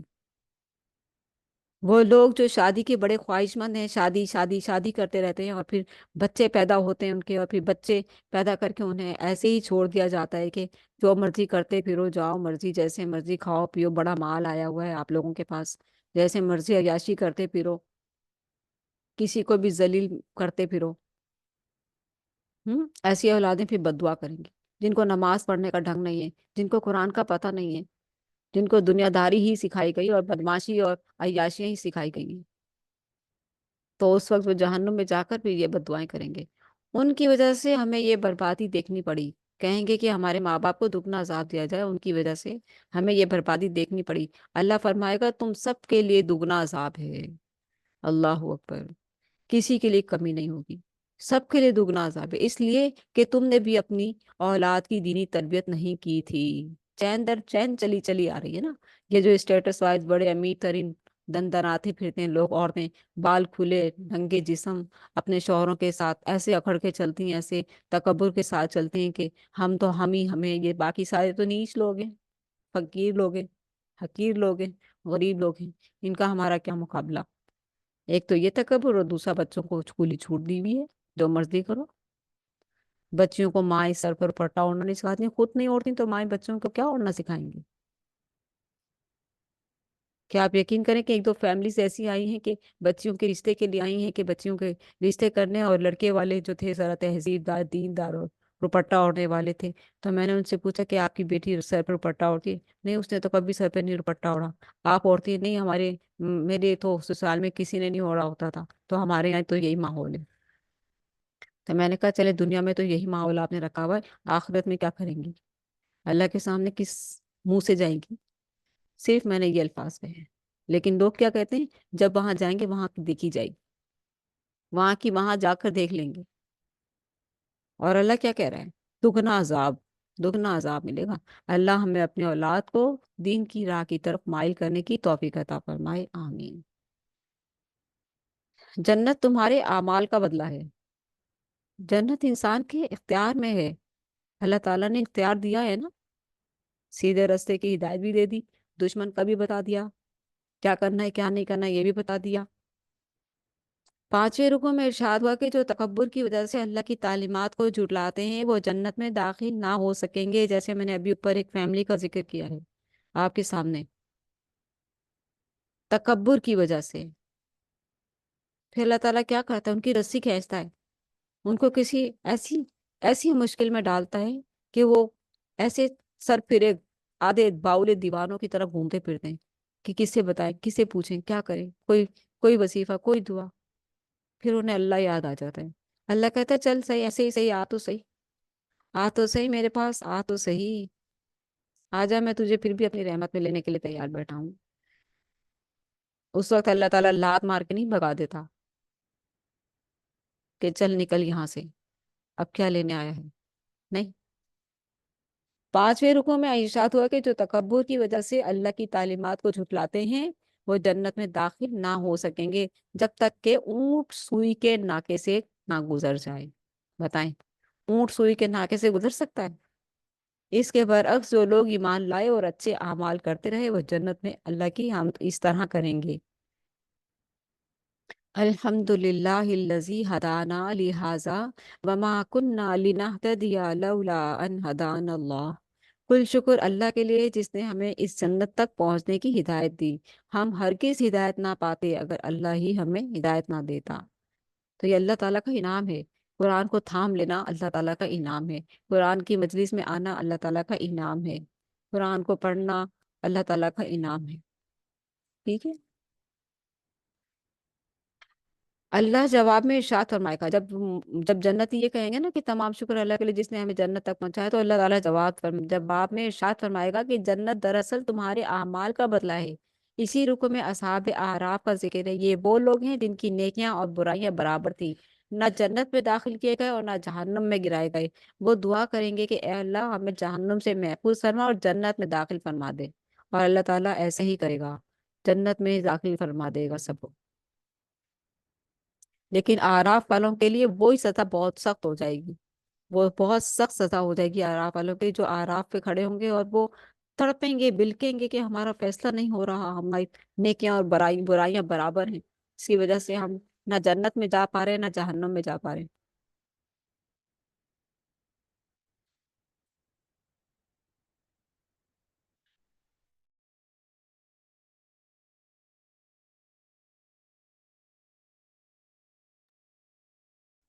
اچھا، تو اب کیا ہوگا؟ چھٹے رکوع میں بیان کیا گیا، ہم چھٹا رکوع پڑھ رہے ہیں: آخرت کی تیاری سے غافل نہ ہو، آخرت کی تیاری سے غافل نہ۔ چھٹے رکوع میں بیان کیا گیا کہ اصحاب اعراف کی دعا قبول کی جائے گی اور وہ جنت میں داخل کر دیے جائیں گے۔ اسی رکوع میں ان لوگوں کی مذمت کی گئی جنہوں نے کھیل تماشے کو ہی اپنا دین بنا لیا، کھیل تماشے کو ہی اپنا دین بنا لیا، لگے ہوئے ہیں مستیوں میں، عیاشیوں میں، بدماشیوں میں لگے ہوئے ہیں، اللہ کو ایک طرف رکھا ہوا ہے، شیطان کی ہر بات مان رہے ہیں، شیطان بھی خوش، وہ گھر جہاں ظاہر ہے ہر انسان کے ساتھ ایک شیطان جن ہے نا، میں نے یہ ابھی بات کی ہے نا پہلے، جس گھر میں 10 لوگ ہیں وہ 10 کے 10 شیطان کے کہنے پر چل رہے ہیں، وہاں کیا کھیل تماشا چل رہا ہوگا بتائیے؟ میوزک، موویز، ناچ گانا، سارے ڈانس کر رہے ہیں، سب ناچ رہے ہیں، شیطان بھی ناچ رہے ہوں گے، نظر نہیں آتے، خوشی سے ناچ رہے ہوں گے کہ چلو ہم نے ان کو پاگل بنا دیا، کیسے بے وقوف بنائے، چلو ان کو جہنمی بنا دیا ہم نے، خوش ہو جاؤ۔ وہ اس خوشی میں ناچ رہے ہوں گے کہ جہنمی بن گئے۔ بس دھیان رکھنا کہیں ہدایت نہ آ جائے، کہیں سیدھے نہ ہو جائیں، کہیں اللہ کی طرف نہ چلے جائیں، ان کو اس بات کا بھی خوف ہوتا ہے ان شیطانوں کو۔ تو اللہ تعالیٰ فرمائے چھٹے رکوع میں بیان کیا گیا کہ اصحاب اعراف کی دعا قبول کی جائے گی اور وہ جنت میں داخل کر دیے جائیں گے۔ اسی رکوع میں ان لوگوں کی مذمت کی گئی جنہوں نے کھیل تماشے کو ہی اپنا دین بنا لیا، وہ آخرت کی تیاری کے لیے کبھی سنجیدہ ہوئے ہی نہیں، اب روز قیامت برے اعمال کا برے انجام کو دیکھ کر اپنی غفلت پر افسوس کریں گے، اپنے ہاتھ چبائیں گے، اپنے ہاتھ منہ میں ڈال کر چبا لیں گے، کھا جائیں گے، چبا چبا کر روئیں گے، چیخیں گے، چلائیں گے، یہ کیا ہو گیا، یہ کیا ہو گیا، یہ کیا ہو گیا، افسوس کریں گے، لیکن اب اس افسوس کا کوئی فائدہ نہ ہوگا۔ دنیا میں کوئی جو ہے آپ کا نقصان ہو جائے، کوئی چور آپ کا وائلٹ لے جائے، آپ کا موبائل لے جائے، تو آپ اس وقت تھوڑی سی اس چیز کو کیفیت کو محسوس کر کے دیکھیں یہ کیا ہوا میرے ساتھ، یہ کیا ہو گیا میرے ساتھ، میرے تو موبائل میں اتنی ساری چیزیں تھیں، یہ ساری چیزیں چلی گئی، اب مجھے نہیں ملیں گی، یہ تو سب چلا گیا، اتنے سارے نمبرز تھے، اتنے سارے کانٹیکٹس تھے، اتنے سارے میسیجز تھے، اتنے ساری پکچرز تھیں، اتنے سارے ڈاکومنٹس تھے، سب چلے گئے۔ وہ دنیاوی نقصان تھا، وقتی تھا، دوبارہ سے ہو جائے گا سب کچھ، وقت لگے گا مگر، لیکن وہاں کوئی مہلت ہی نہیں ملے گی، وہاں دوبارہ کچھ نہیں ہونے والا، وہاں تو جنت ہے یا جہنم ہے۔ رکو نمبر 7، دعا کے آداب۔ 7ویں رکو میں تلقین کی گئی کہ دعا صرف اپنے حقیقی رب یعنی اللہ سے کرو۔ دعا کے آداب یہ ہیں کہ یہ تنہائی میں اور گڑ گڑا کر مانگی جائے۔ دعا کے آداب ہیں یہ، تنہائی میں گڑ گڑا کر مانگی جائے، ایسے نہیں اوپر ہی اوپر دعا مانگی، ہاتھ اٹھائے دعا مانگ لی، اچھا جلدی سے اب کھڑے ہوئے جائیں نماز لپیٹ، اب یہ کام اب وہ کام، ایسی دعائیں نہیں ہے اللہ تعالیٰ کو چاہیے۔ دعا چاہیے اللہ تعالیٰ کو اطمینان کی بیٹھیں، میرا بندہ مجھ سے بات کرے، گڑ گڑائے، مجھے رب مان کر میرے سامنے جھک جائے، بیٹھ جائے، مانگے، ایسی دعا چاہیے اللہ کو۔ اور پھر اس کے آداب بھی سکھا دیے کہ دعا کے آداب یہ ہیں کہ یہ تنہائی میں اور گڑ گڑا کر مانگی جائے، اللہ سے باتیں کرنی چاہیے، اپنے گناہوں کا اقرار کرو، اپنی اپنی ندامتیں پیش کرو اللہ کے حضور، اپنی کمیاں کوتاہیاں پیش کرو اللہ کے حضور، اقرار کرو، اعتراف کرو، دعا کرتے ہوئے اللہ سے اچھی امیدیں بھی ہوں اور اس کا خوف بھی طاری ہو۔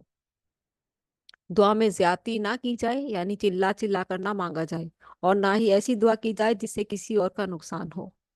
اللہ سے بھلائی کا سوال کیا جائے، زمین میں فساد نہ کیا جائے، یعنی اللہ کی نافرمانی نہ کی جائے۔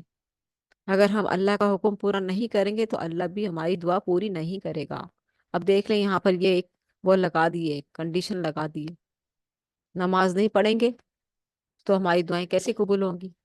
اللہ کے حضور جھکیں گے تو تب دعا قبول ہوگی نا۔ اور سب سے زیادہ دعا سجدے میں قبول ہوتی ہے، سب سے زیادہ خوبصورت عمل اللہ تعالیٰ کو انسان کا سجدے میں پسند ہے، اور سجدے جب پسند ہے تو سجدے میں دعا بھی بہت قبول ہوتی ہے۔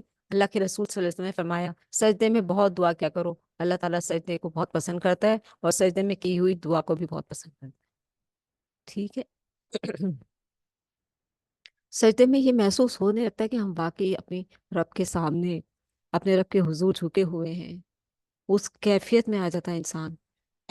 ٹھیک ہے، اور پھر جو رسول صلی اللہ علیہ وسلم کی سنت مبارکہ سے ملتا ہے، کیونکہ وہ بھی شامل کریں گے ہم طریقہ کار، کہ اللہ سبحانہ تعالیٰ کی تعریف بیان کی جائے، جیسے اللہ کی بڑائی بیان کی جائے، اپنے گناہوں کا اعتراف کیا جائے، یا اللہ تو بڑا غفور و رحیم ہے، میں ہی گناہ گار ہوں، تو اللہ کی تعریف آ گئی نا، اور اپنی عاجزی آ گئی ہے۔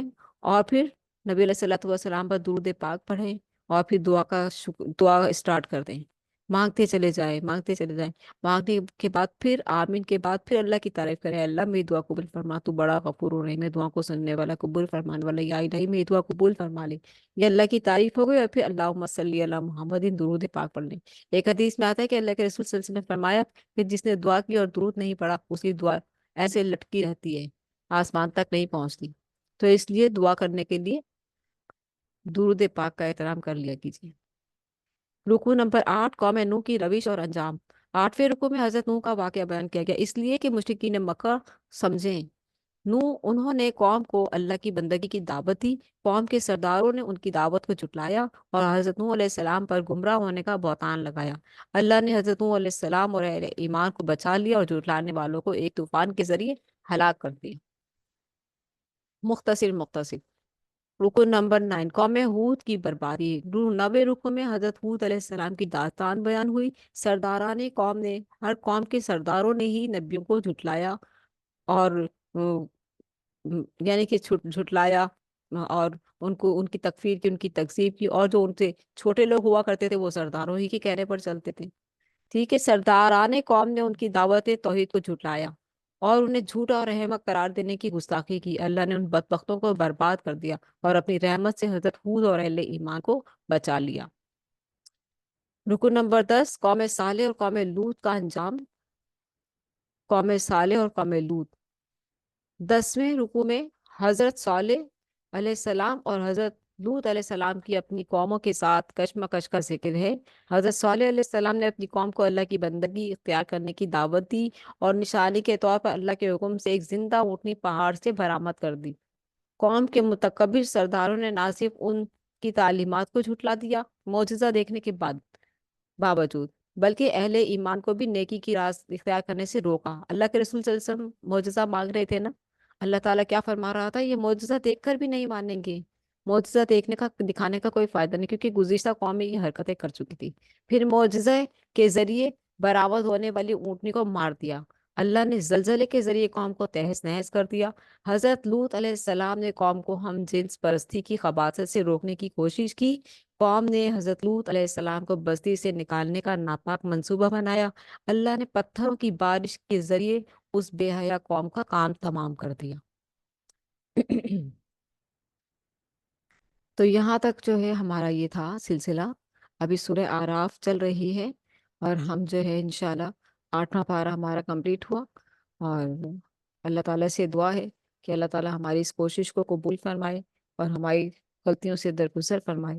جانے انجانے میں اگر کوئی ہم سے غلطی ہو گئی ہے تو اللہ تعالیٰ ہماری اس غلطی کو معاف فرما دیجیے، آمین۔ اللہم صلی وسلم علی نبینا محمد۔ اللہم آنس وحشتی فی قبری، اللہم ارحمنی بالقرآن العظیم واجعلہ لی اماما ونورا وہدا ورحمہ، اللہم ذکرنی منہ ما نسیت وعلمنی منہ ما جہلت وارزقنی تلاوتہ آناء اللیل وآناء النہار واجعلہ لی حجتا یا رب العالمین۔ اللہم صلی وسلم علی نبینا محمد۔ سبحانک اللہم وبحمدک، نشہد ان لا الہ الا انت، نستغفرک ونتوب الیک۔ والسلام علیکم ورحمۃ اللہ وبرکاتہ۔